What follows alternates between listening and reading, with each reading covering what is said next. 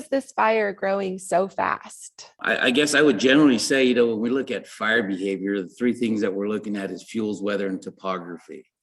And so on the night of the 13th and into the day of the 14th, and for several days following, all three of those elements were in alignment. And all three of those elements are kind of at the extreme end. So with fuels, it's no surprise saying, the Southwest is in a pretty bad drought. So we're dealing with a lot of drought stress fuels. And one of the things that complicated this area here is last summer we had fantastic monsoonal moisture. So we grew a lot of grass. So in between all those drought stress fuels, we have a lot of grass to help carry the fire. The other thing for topography, in the Gila and Aldo Leopold wilderness, it's about as complex a topography as you'll find in the Southwest. In terms of the topography, but also the fuels, what is the fire burning through right now? I know it's big, so it's hard to generalize, but yeah, it's a significant difference from the foothills. Grass and brush, a mix of some oak trees, and then as you climb up in elevation, transition from pine, juniper, and then all the way up into mixed conifer, ponderosa pine, and a little bit of aspen at the very crest of the divide there. When you look at a map, we kind of start to lose perspective of how big this is. And this is looking over from the southeast corner and looking up I think that's South Palomas Creek.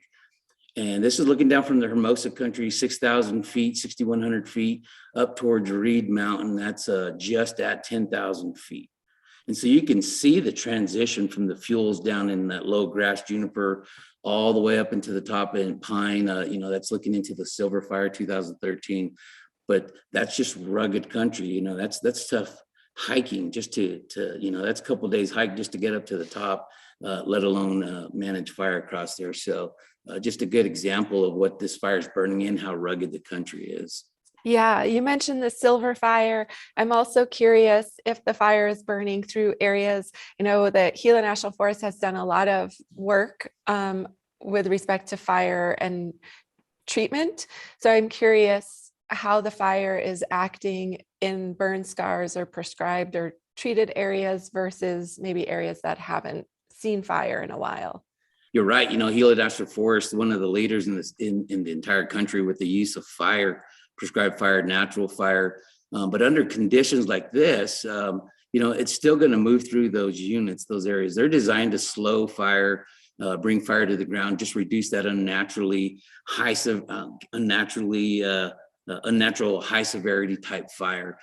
So we never expected those things to stop this fire, but what it did give us is some additional time and space to make some of the decisions. So what I've got up here, Laura, is an energy release component chart. To summarize it, what this is, it's a seasonal indicator of the amount of energy available at a flaming front of a fire. This is from the Beaverhead RAWS that's just above the fire from 2021. The key thing here is that red line is the highest indice that has been recorded since 2000. The gray is the average line, and everybody in the Southwest kind of understands that peak there. That's just before monsoons, and then we drop off. That black line is tracking 2022. And so we were setting all-time highs. So this is conditions that we just have not seen before. And it's definitely a month and a half ahead. Here's a slide, Laura, to talk a little bit about this. So what you're seeing here is just a Google Earth image. In the lower left-hand corner there, you've got a red outline. That's the fire perimeter on May 21st, I believe there, or May 15th, sorry. And that lower one, you can see how that right in the middle of that screen there's a yellow polygon called the South 2019.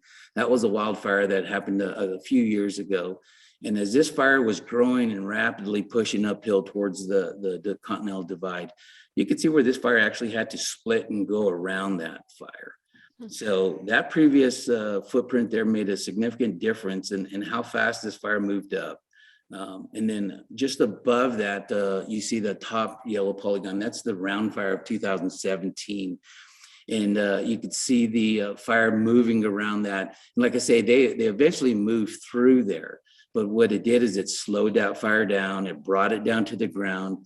Very important for our firefighters. It gave them a little more time and space to make some decisions, get some line prepped out ahead of that. It really slowed it down. And then I'm going to flip over to another photo here real quick, a photo of when that moved through that round fire that I just talked about. And you can see the fire that's moved through. It's now moving off into the background there, moving across there.